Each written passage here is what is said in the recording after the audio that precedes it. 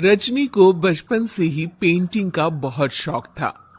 वो हमेशा से ही पेंटर बनना चाहती थी, पर उसके माँ और पिताजी ने उसको कभी भी इस चीज के लिए सपोर्ट नहीं किया और उसकी शादी नीरव से हो गई। नीरव रजनी को बहुत प्यार करता था, पर रजनी हमेशा चुपचाप ही रहती। वो इस शादी से खुश नहीं थी। वो ये शादी नहीं करना चाहती थी। उसे तो हमेशा से पेंटर जो बनना था। अपने इस सपने को वो नहीं पूरा कर पाई, इसलिए वो हमेशा उदास रहती थी। रजनी, बहुत ही बढ़िया फिल्म लगी है, कल देखने चले? नहीं जी, कल मुझे बहुत काम है, मैं नहीं जा पाऊंगी। अच्छा, तो कोई बात नहीं, संडे को चलते हैं। देखिए, मुझे फिल्म देखना पसंद नहीं है, आपको जाना है तो चले जाइए। नीरव को मना करके रजनी वहां से चली जाती है और अपने बैग को खोलकर उसमें बंद पड़े ब्रश और कलर्स को देखकर रोने लगती है। रजनी, चलो ना कहीं बाहर खाने चलते हैं, कुछ तुम्हारी पसंद का। जी, मुझे नहीं जाना, मेरी तबीयत ठीक नहीं है। रजनी वहां से चली जाती है। नीरव को समझ नहीं आता कि रजनी उससे इतना दूर क्यों रहती है। वो जब भी उसके साथ वक्त बिताना चाहता है, रजनी कोई ना कोई बहाना बना देती है। एक दिन घर पर कोई नहीं था। रजनी घर का सारा काम जल्दी से खत्म कर लेती है। घर पर अकेले होने के कारण वो सोचती है कि वो आज पेंटिंग करेगी। वो अपने कमरे में जाकर पेंट ब्रशेस और कलर्स निकालकर जैसे ही कलर मिक्स कर रही होती है कि दरवाजे पर बेल बज जाती है। अब कौन आ गया इस वक्त? इतनी मुश्किल से तो मुझे पेंट करने का मौका मिला है। रजनी दरवाजा खोलती है तो उसकी सास अपनी सहेलियों के साथ खड़ी होती है और सब घर के अंदर आ जाते हैं। अरे बहू, सबको शरबत बनाकर पिला दे, बाहर तो बड़ी गर्मी है। उफ। जी। रजनी पेंट ना कर पाने से उदास हो जाती है। उसे गुस्सा भी आ रहा होता है कि उसने इस शादी के लिए हाँ क्यों कह दी। वो रसोई में जा रही होती है कि उसकी सास उसे रोकती है।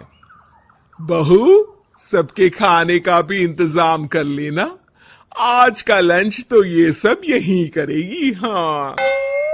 रजनी बिना कुछ कहे रसोई में चली जाती है। सबके लिए खाना बनाती है। सब खाना खाते हैं और रजनी घड़ी देखती है कि ये सब कब जाएंगे ताकि वो अपनी पेंटिंग कर सके। जब शाम होती है तब सब चले जाते हैं अपने घर। अरे बहू, सब तेरे खाने की तो बहुत तारीफ कर रहे थे, सबको बहुत अच्छा लगा खाना। आपको मुझे सुबह बताना चाहिए था ना कि आपकी सहेलियां आ रही हैं। पता भी है कितना वक्त लगा सारा खाना बनाने में। अरे बहू, तू ऐसे कैसे बात कर रही है मुझसे? तो और कैसे बात करूं? मैं इस घर की कोई नौकरानी नहीं हूं कि इतना काम करूंगी। रजनी अपने कमरे में जाकर दरवाजा बंद कर लेती है। शाम को जब नीरव आता है तो उसकी माँ उसे पूरी घटना के बारे में बताती है। क्या? रजनी ने आपसे इस तरह बात की माँ? हाँ, और पता नहीं उसे क्या हो गया है, शाम से बाहर भी नहीं आई है। मैंने तो कई बार आवाज दी, खाना भी नहीं खाया उसने। तू ही बात करके देख ले बेटा। नीरव अपने कमरे का दरवाजा खटखटाता है। रजनी, दरवाजा खोलो, मैं हूं। रजनी दरवाजा खोलती है और फिर वापस जाकर अपने बिस्तर पर लेट जाती है। रजनी, मां से बात करने का यह क्या तरीका है? मैंने कोई गलत बात नहीं की है। अरे तुम क्यों ऐसे बर्ताव कर रही हो सबके साथ? क्या तुम इस शादी से खुश नहीं हो? रजनी कुछ नहीं बोलती। अरे बताओ मुझे रजनी, क्या ये शादी तुम्हारी मर्जी के खिलाफ हुई है? हाँ, मैं ये शादी कभी नहीं करना चाहती थी।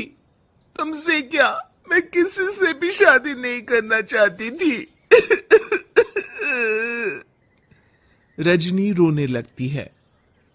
चुप हो जाओ रजनी, बताओ मुझे, तुम क्यों नहीं करना चाहती थी शादी? रजनी बेड के नीचे से अपने पेंटिंग्स, कलर्स, ब्रश, पेपर्स निकालती है। इतने में उसकी सास भी कमरे में आ जाती है। ये देख रहे हो, ये थे मेरे सपने। मैं पेंटर बनना चाहती थी, पर माँ पापा ने कभी सपोर्ट नहीं किया और मेरी शादी करवा दी। मेरे सारे सपने टूट गए। हर वक्त बस गुस्सा आता रहता है मुझे। मैं जानती हूँ कि आप लोगों की इसमें कोई गलती नहीं है, पर मैं क्या करूं, मुझे समझ में नहीं आता।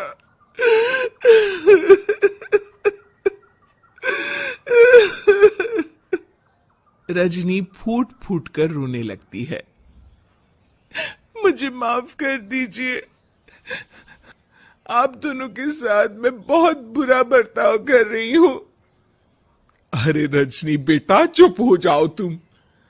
नीरव पानी लेकर आता है। ये लो पानी पियो और शांत हो जाओ। रजनी पानी पीती है और उसकी सास पेंटिंग्स देख रही होती है। अरे नीरव, हमें तो पता ही नहीं था कि हमारी बहू कलाकार है।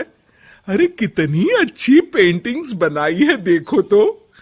ये वाली तो मैं अपने कमरे में ले जाऊंगी। आपको ये पेंटिंग्स अच्छी लगी? अच्छी नहीं, बहुत अच्छी लगी। और तुमने हमें बताया क्यों नहीं? तुम जब चाहे पेंटिंग कर सकती हो रजनी। हम तुम्हारे सपनों को पूरा करने में तुम्हारा पूरा साथ देंगे। हाँ बेटा, हम कला की कद्र करते हैं। हम कलाकार तो नहीं, पर मुझे गर्व है कि मेरी बहू एक कलाकार है। रजनी, नीरव और सास तीनों